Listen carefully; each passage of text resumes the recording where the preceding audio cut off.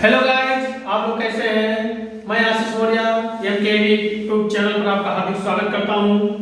हम लोग इस समय यूपी बोर्ड 2024 परीक्षा की तैयारी में लगे हुए हैं और हमें उम्मीद है आपको जितना समय मिल रहा है आप बेहतर तरीके से बोर्ड परीक्षा की तैयारी कर रहे हैं और अच्छे तरीके से कर रहे हैं कि हमको टॉपर बनने के उद्देश्य कर रहे हैं कि हमको टॉपर बनना है। आज उसी श्रृंखला में हिंदी में हम लोग कवर करेंगे, क्योंकि हिंदी में व्याकरण पाठ बहुत महत्वपूर्ण होता है। क्योंकि हिंदी का जो व्याकरण होता है अगर सही हो जाता है तो पूरे नंबर मिल जाते हैं, और थोड़ा गलत हो जाता है तो उसके नंबर कट जाते हैं।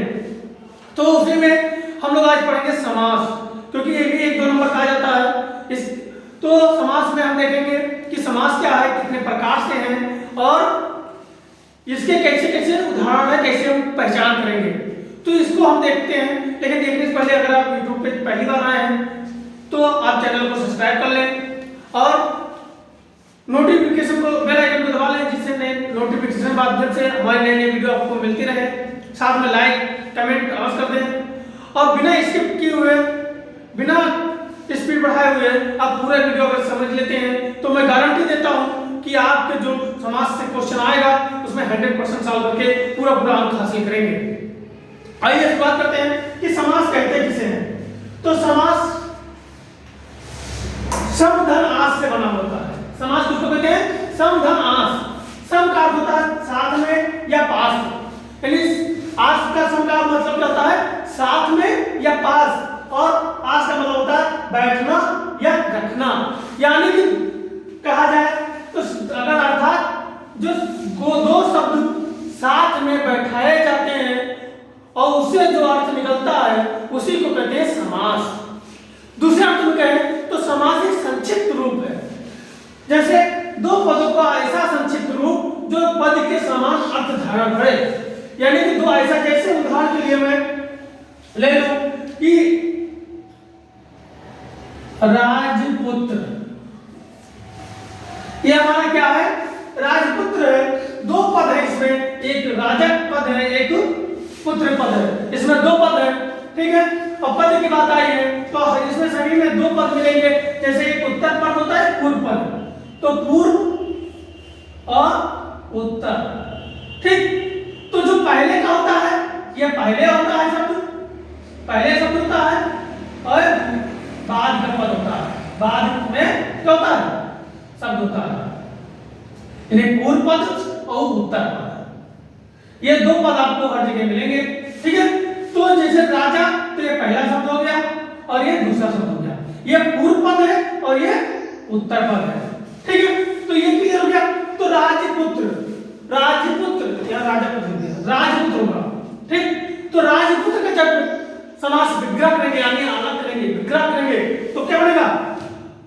राजा का पुत्र, राजा का पुत्र। यानी क्या कहा था? दो पदों का ऐसा संक्षिप्त रूप, यानी ये क्या था? संक्षिप्त रूप था जो पदों के समान अर्थ धारण करे, यानी उसका अर्थ जो है वो धारण करता हो, उसी को हम क्या कहते हैं? समास कहते हैं। क्लियर हो गया? यानी समास का अगर अर्थ पूछा जाए तो सम धन आस। सम का अर्थ होता है साथ में, पास में, और आस का अर्थ होता है बैठना या रखना। अर्थात अगर साथ पास में दो पद को साथ में रखने से जो अर्थ निकलता है उसी को हम कहते हैं समास, ठीक है।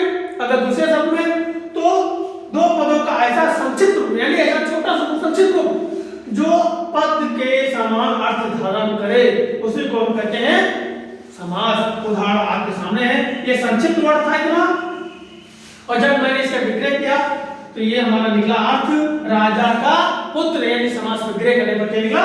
राजा का पुत्र।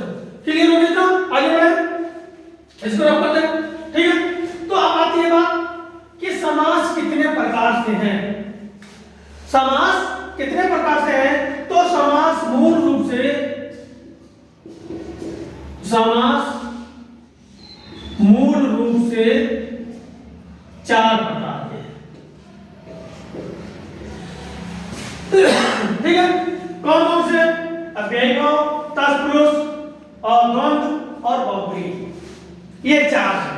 कौन कौन से? टिक लीजिए, ये 4 कौन कौन से? एक ये मिलेगा, एक ये मिलेगा, एक ये मिलेगा और एक ये मिलेगा। ये 4 प्रकार। लेकिन बाद में क्या हुआ, इसके 2 रूप आते हैं तत्पुरुष के। तत्पुरुष के कौन कौन से? तत्पुरुष का एक आता है क्रमधाराय और दूसरा आता है ध्रुव। तो अब मिला के कितने हो जाते हैं? 6 हो जाते हैं। जो वर्तमान में कितने पढ़ेंगे? 6 पढ़ेंगे। लेकिन अगर मूल रूप से कितने हैं? 4। ठीक है, क्लियर हो गया? समास क्या है, समास के प्रकार क्या है, ये क्लियर हो गया? अब पढ़ते हैं समास के प्रकार के बारे में। ठीक है, अब किसके बारे में पढ़ेंगे? समास के प्रकार के बारे में। तो ये क्लियर हो गया? समास मूल रूप से 4 है। कौन कौन से हैं? यही अगर लिखना है तो लिख सकते हैं, कंफ्यूजन ना हो। पहला है अव्ययी, अव्ययी भाव, अव्ययी भाव। दूसरा तत्पुरुष। तीसरा द्वंद्व और बहुब्रीहि। ठीक है, ये 4 प्रकार से थे मूल रूप से। लेकिन तत्पुरुष के 2 प्रकार है, क्रमधाराय और द्विगुण। ठीक है, अब हम पढ़ते हैं किसके बारे में? अव्ययी भाव। अव्यय मतलब होता है व्यय न होना। अव्यय मतलब होता है व्यय न होना, यानी ऐसे शब्द जिनका कोई व्यंग न हो, खंड न हो, उसी को हम क्या कहते हैं? अव्ययी भाव कहते हैं। ठीक है, अव्ययी भाव का होता है कि पहला पद जो होता है अव्ययवाची होता है। इसमें उपसर्ग और विशेषण होते हैं। उपसर्ग होगा या विशेषण होगा? हमारा एक वीडियो पड़ा हुआ है, आप देख सकते हैं उपसर्ग क्या है। ठीक है, तो क्या होगा? पहला उपसर्ग होगा या विशेषण होगा। जैसे उदाहरण के लिए यथाशक्ति, यहां क्या बताया गया? यथाशक्ति। तो यथा क्या है? उपसर्ग है। मूल शब्द क्या था? शक्ति। मूल शब्द क्या है? शक्ति। और इसी में एक शब्द जुड़ गया यथा, तो क्या बन गया था? यथाशक्ति। ठीक है, ऐसे प्रतिदिन, प्रतिदिन। अगर हम इसका अगर हम समास विग्रह करेंगे तो समास विग्रह कैसे होगा? प्रतिधन दिन। मूल शब्द हमारा क्या था? क्योंकि उपसर्ग आप अगर नहीं पढ़े तो हमारे प्ले स्टोर में जाएंगे या हमारे डिस्क्रिप्शन बॉक्स में जाएंगे, ठीक है, हमारे चैनल पे जाएंगे तो क्या मिल जाएगा आपको? तो उपसर्ग मिल जाएगा। तो उपसर्ग में क्या मूल शब्द हमारा? दिन, और दिन में जुड़ गया प्रति, तो एक अर्थ दूसरा निकला है प्रतिदिन। तो ये क्या है? अव्ययी भाव है। क्लियर हो गया? यानी जो पहले शब्द उपसर्ग में लगे हो, पहला उपसर्ग लगा हो और क्या कहते हैं या विशेषण हो और अव्ययवाची हो, वो क्या कहलाता है? अव्ययी भाव कहलाता है। अब बात आती है तत्पुरुष की। तत्पुरुष, इसमें 2 पद होते हैं। पहला पद होता है पूर्व पद और दूसरा होता है उत्तर पद। ठीक है, तो पूर्व पद क्या होता है? सहायक होता है। पूर्व पद क्या होता है? सहायक होता है। और उत्तर पद क्या होता है? प्रधान होता है। ठीक है, तो जैसे दोनों पद किसी न किसी कारक चिन्ह से बंधे होते हैं, यानी कि तत्पुरुष को पहचान बहुत सरल तरीके से है, क्योंकि ये कारक चिन्ह जो होते हैं, कारक अगर आप पढ़े हैं, नहीं पढ़े तो हमारे चैनल में सारी चीजें मिल जाएंगी आपको। क्योंकि परीक्षा की दृष्टि से हम लोग आपको टॉपर कैसे बनाए, यानी टॉपर कोई आला से बनने नहीं आता है, आप ही लोगों में से बनते हैं। यानी 95% जो लगा जाता है उससे ऊपर जाता है या 90 से करीब आता है, वो टॉपर होता है। तो आपको टॉपर कैसे बनाया जाए, इस उद्देश्य से एमकेबी एकेडमी यूट्यूब चैनल आपका सहयोग करती है। और परीक्षा में जो महत्वपूर्ण चैप्टर है या जो हिंदी में या सामाजिक विज्ञान में जो महत्वपूर्ण चीजें हैं, वही उसी चीज को आपको पढ़ाने का प्रयास करती है। तो आपको टॉपर कैसे बनाया जाए, उसी को लेकर ये चल रहा है। तो अगर उसमें जाएंगे हमारे यूट्यूब चैनल पे तो वहां पर कारक मिल जाएगा, ऑप्शन मिल जाएगा, सारी चीजें मिल जाएंगी। तो ये कारक 8 प्रकार के होते हैं, तो कारक चिन्ह से बंधे होते हैं। ठीक है, जब आप कारक देखेंगे तो कारक में पता चल जाएगा, एक कारक चिन्ह से बंधे होते हैं। कारक वैसे 8 प्रकार से हैं, लेकिन 6 कारक इसमें मूल से 6 कारक से बंधे होते हैं। ठीक है, 6 कारक से बंधे होते हैं। ठीक है, समझ में आ गया? जैसे अभी हमने कहा था राजपुत्र, राजपुत्र, तो इसको समास विग्रह करेंगे तो हमारा क्या रहेगा? राजा का पुत्र। यानी कि ठीक है, ये जो का है हमारा कारक है, ये कौन सा है? कर्म है। कौन सा है? कारक। ये कर्म कारक है हमारा, ये हमारा कर्म कारक है, यानी राजा का पुत्र। ठीक है, फिर यहीं पर राज रानी, तो कैसे कहेंगे समास विग्रह में? राजा की रानी, राजा की रानी, यानी यहाँ पे संबंध कारक है कि कौन सा कारक? संबंध है, यानी राजा रानी का क्या संबंध है? राजा के संबंध है रानी से, यानी राजा की रानी। ठीक है, यहाँ पे रोग ग्रस्त, तो रोग से ग्रस्त, यहाँ कौन सा? यहाँ पे करण है, यहाँ पे कौन सा कारक है? करण है। ठीक है, तो ये क्या है? कारक चिन्ह से कोई ना कोई बंधे हुए हैं, जैसे घुड़सवार, घुड़सवार, तो इसका अगर हम समास विग्रह करेंगे तो घोड़े, घोड़े पर सवार, ये अधिकरण आ जाएगा। मैं पर अधिकरण आएगा कारक, तो ये पर आ गया, घोड़े पर सवार। ठीक है, तो कहने का मतलब है तत्पुरुष को पहचानने में कोई कठिनाई नहीं है, बहुत सरल विधि है, केवल आपको देखना है, समास विग्रह कर लेना है, समास विग्रह के यानी तोड़ के शब्द देखना है कि उसमें कौन सा कारक आ रहा है। ठीक है, जैसे कारक आएगा, जैसे राजा का पुत्र हो गया, राजा की रानी हो गया, रोग से ग्रस्त हो गया, घुड़सवार घोड़े पर जो सवार है, यानी यहाँ पर देखिए ये कारक आ गया, ये कारक आया, ये कारक आया, ये कारक, यानी क्या बता? दोनों पद किसी न किसी कारक चिन्ह से बंधे होते हैं। क्लियर हो गया? अब आते हैं द्वंद्व पे। ठीक है, तो ये क्लियर हो गया तत्पुरुष। अब बात आती है द्वंद्व की। द्वंद्व की बहुत सरल है, यानी समाज को अगर देखा जाए तो समाज कोई कठिन नहीं है, हम लोग देखते नहीं है, पढ़ते नहीं, इसलिए बहुत कठिन लगता है। समाज कोई कठिन नहीं है। जैसे द्वंद्व, द्वंद्व क्या देखते हैं? दोनों समान है, ये भी दाब समान है, ये भी दाब समान है, यदि दोनों दो समान है द्वंद्व, तो क्या है? दोनों पद प्रधान होते हैं, दोनों पद समान होते हैं। ठीक है, इसको पहचान करने के लिए जहां पर समास विग्रह करने पर, जहां पर समास विग्रह करने पर और आ जाए, अथवा आ जाए, या आ जाए, एवं आ जाए, वहीं पर आपका क्या है? द्वंद्व समास होगा।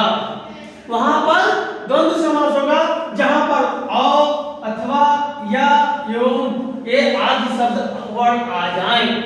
ठीक है, दोनों पद का संज्ञा सर्वनाम क्रिया का होना चाहिए। जैसे उदाहरण के लिए भाई बहन, अगर हम इसको देखें तो क्या हो जाएगा? हम इसको यहां इधर कर दें। अगर भाई बहन की बात हम करें तो भाई बहन, तो भाई और बहन,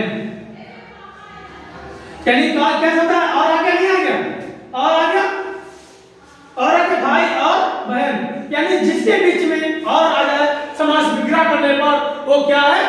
द्वंद्व समास है। जैसे माँ बाप, माँ और बाप, माँ और बाप, आचार विचार, आचार और विचार।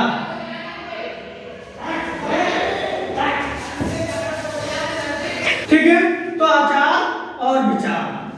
ठीक है, दूसरी पहचान और है कि जहां पर दो शब्दों के बीच में योजक चिन्ह लगा हो वो क्या होगा?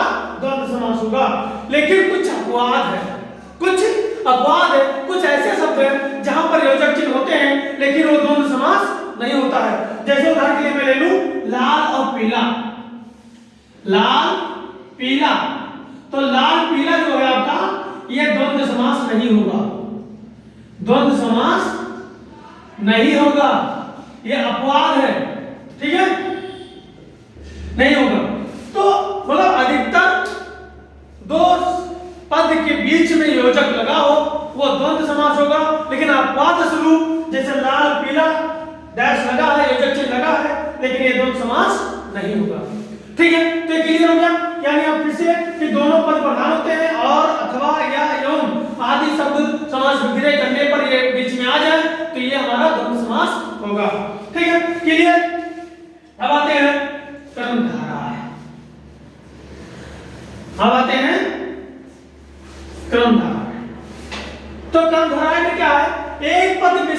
होता है और दूसरा विशेष होता है। यानी कि जब आप विशेषण और विशेष पढ़े होंगे तो इसको भली बात जान जाएंगे। यानी एक पद जो होगा वो विशेषण होगा और दूसरा विशेष होगा, यानी विशेषण का भी विशेष होगा। ठीक है, कभी कभी दोनों पद विशेषण होते हैं, कभी कभी दोनों पद विशेषण होते हैं। इसमें दो पद होते हैं, पूर्व पद और उत्तर पद। तो पूर्व पद जो होता है, यही पहला पद जो होता है अप्रधान होता है और दूसरा जो होता है वो प्रधान होता है। जैसे उदाहरण के लिए क्या है, महादेव। ठीक है, पहले क्या है, महादेव। तो महादेव का अगर हम समास विग्रह करेंगे तो क्या आएगा, देवताओं में जो महान महादेव। इसका अगर समास विग्रह करेंगे तो देवताओं में जो महान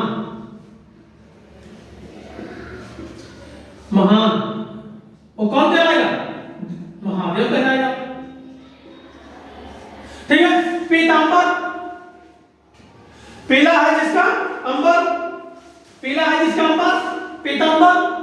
नीलकमल, नीला है जो कमल, नीला है जो कमल किसके लिए प्रयोग हुआ, भगवान विष्णु के लिए, क्योंकि उनको नीला है जो कमल भगवान विष्णु के लिए। तो ये जब समास विग्रह करते हैं, ठीक है, तो उसमें क्या आता है, एक आता है नील और कमल, यानी ये हमारा प्रधान शब्द है, ये अप्रधान शब्द है।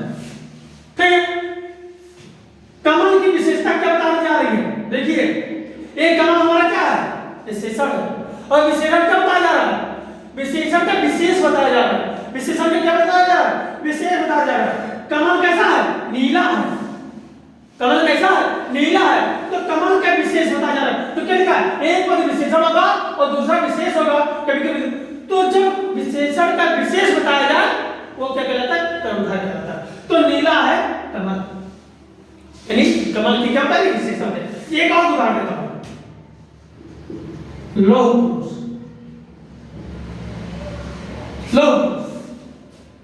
तो पुरुष क्या है, पुरुष की क्या विशेषता बताई जा रही है, लोहे जैसी, लोहे जैसी, यानी उसकी क्या विशेषता, लोहे जैसी। लौह पुरुष किसके लिए प्रयोग हुआ, सरदार वल्लभ भाई पटेल के लिए लौह पुरुष के इस्तेमाल हुआ था शब्द, तो वही है लौह पुरुष। तो जब क्या करते हैं, जब इसकी विशेषता विशेषण विशेषता बता रहे हो वो हमारा क्या कहलाता है, कर्मधारय कहलाता है। क्लियर हो गया, आगे बढ़े। आप लोग कमेंट में हाँ ना सही पढ़ा रहे हैं, गलत पढ़ा रहे हैं, या जो भी समझ में आ रहा नहीं समझ में आ रहा, कोई डाउट है आप कमेंट में अवश्य लिखें, क्योंकि कमेंट में लिखने से हम लोगों को पता चलता है कि आप लोग सही से देख रहे हैं, समझ में आ रहा है नहीं आ रहा है, गलत हो रहा सही हो रहा, ये लोग हमको समझना। लेकिन आप लोग जब कुछ, बहुत लोगों की आदत क्या होती है, किताब खोलेंगे और किताब को करते चले जाएंगे, यानी मन में इधर उधर निगाह दौड़ाते रहेंगे, उनको याद नहीं होता। जो व्यक्ति किताब खोलकर चाहे लिखना हो या पढ़ना हो, बोल बोल कर काम करता है, उसी को जाकर सही समय लंबे समय तक याद रहता है। तो आपको भी कमेंट में ये चीज करते रहना, गूंगे बनकर वैसे देखते नहीं रहना, ठीक है। तो ये कर्मधारय आपका क्लियर हो गया। अब बात आती है द्विगु समास की। तो द्विगु समास और सरल है, जैसे आपका द्वंद्व समास सरल था, तत्पुरुष समास सरल था, वैसे आपका ये भी सरल है, द्विगु समास भी सरल है, क्योंकि इस समास में पहला जो पद होगा वो संख्यावाची होगा। संख्यावाची मतलब संख्या होगी, 1 2 3 4 5 6 7 8 होगा, संख्या होगा, और दूसरा पद प्रधान होगा। दूसरा पद क्या होगा, प्रधान होगा, ठीक है। जैसे पंचवटी, पंच मतलब 5, वटी मतलब 5 वटी। चौराहा, चौराहा यानी जो चारों ओर से मार्ग है उसी को क्या कहते हैं, चौराहा। दोपहर यानी दूसरा पहर, दोपहर। नौ ग्रह यानी 9 ग्रह। सब में क्या रहा, ये 9 आया, यहाँ पे 2 आया, यहाँ पे 4 आया, यहाँ पे 5 आया, ठीक। तो क्या हो गया, ये आपका जहां पे संख्यावाची आ जाए, पहला पद में संख्यावाची आ जाए, वो द्विगु समास होगा, वो द्वंद्व समास होगा। ठीक है, तो क्लियर हो गया। कुछ चीजें अपवाद है, कुछ चीजें अपवाद है, वहां पर आपको जैसे देखो त्रिभुज, एक इसमें त्रिभुज भी आ जाएगा, ठीक है, त्रिभुज, लेकिन चतुर्भुज आपका इसमें आ जाएगा, बहुब्री में, इसमें त्रिभुज आएगा, तीन कोण वाला त्रिभुज। ठीक है, तो ये आपका क्या हो गया, त्रिभुज में भी जैसे त्रिभुज लेते हैं, जैसे हमको संख्या नजर आ जाती है, यानी जो शब्द हम पढ़े उसमें तुरंत हमारे दिमाग में आ जाए कि पहला शब्द क्या करा, संख्यावाचक करा, संख्या अर्थ निकल रहा है, वही हमारा क्या है, संख्या द्वंद्व समास है। जैसे हमने त्रिभुज लिया, हमारे मन में क्या आया कि तीन ओर से कोण, तीन त्रिभुज आ गया, एक ओर दूसरा त्रिभुज आ गया। ठीक है, तो ये हमारा क्या हो गया, द्वंद्व समास हो गया। अब बात आती है बहुव्रीहि। बहुव्रीहि का हम अगर बताएं तो बहुव्रीहि क्या है, अधिकतर हमारे जो सनातन धर्म में भगवान है, देवता है, उनके नाम क्या अधिकतर आते हैं बहुव्रीहि। बहुव्रीहि का सबसे अर्थ क्या है, दो शब्द से मिलकर तीसरा अर्थ देते हो तो दोनों पद अप्रधान होते हैं, यानी दो ऐसे पद हो जो अप्रधान हो और दो पद मिलने से तीसरा अर्थ निकलता हो, उसी को हम क्या कहते हैं, बहुव्रीहि कहते हैं। यानी जो दो पद मिला दिया लेकिन वो दोनों पद से क्या निकला, तीसरा अर्थ निकला। जैसे उदाहरण के लिए दशानन, दो पद था, समास विग्रह करेंगे, समास विग्रह करने पर दशा अलग आ गया, नन अलग गया, ये क्या हो गया, ये उत्तर पद हो गया, ये पूर्व पद हो गया, और दोनों को मिलाया तब बना दशानंद। और दशानंद जैसे कहा, ये तीसरे का अर्थ प्रकट कर दिया। क्या प्रकट किया, दशानंद का संकेत हो गया रावण, 10 सर वाले दशानंद, तो रावण का संकेत दे दिया। ऐसे आपका आता है चतुरानंद, 4 मुख वाले, कौन, ब्रह्मा जी, 4 मुख, समास विग्रह करेंगे तुरंत से, चतुरानंद, समास विग्रह करिए, चतुरानंद, समास विग्रह कर लीजिए, चतुरानंद, अलग करें। ठीक है, तो चतुर मतलब अलग होता है, अलग होता है, लेकिन जब दोनों को हम बना दिए तो चतुरानंद, यानी चतुरानंद मतलब 4 मुख वाले। ठीक है, ऐसे त्रिनेत्र, भगवान शिव शंकर 3 नेत्र, लंबोदर, लंबा है जिसका उदर है, कौन, गणेश जी। तो क्या है, दो शब्द मिलकर तीसरा अर्थ देते हो और दोनों पद अप्रधान होते हो, उसी को हम कहते हैं बहुव्रीहि समास। तो बहुव्रीहि समास में दो शब्द मिलते हैं और दोनों पद समान है और अप्रधान है और दोनों एक तीसरे का अर्थ देते हैं। जैसे लंबोदर मैंने कहा, जैसे मैंने लंबोदर का मन में लिया ऐसे हमारे मन में आ गया गणेश भगवान की जय, तुरंत आ गया। ठीक है, ऐसे त्रिनेत्र जैसे कहे जैसे भगवान शिव शंकर हमारे दिमाग में आ गए तो वहां पे तीसरा अर्थ प्रकट हो जाता है, उसी को हम कहते हैं बहुव्रीहि समास। तो ये हमें उम्मीद है कि आपको समास समझ में आ गया होगा, क्योंकि समास समधर्म आस से बना है, यानी पास में रखने पर, बैठाने पर या साथ में रखने बैठाने पर जो अर्थ निकलता है उसी को हम समास कहते हैं। ठीक है, तो ये हमें उम्मीद है कि ये समास आपको समझ में आ गया होगा। फिर नए टॉपिक के साथ मिलते हैं, तब तक के लिए जय हिंद, जय भारत, जय सिंह।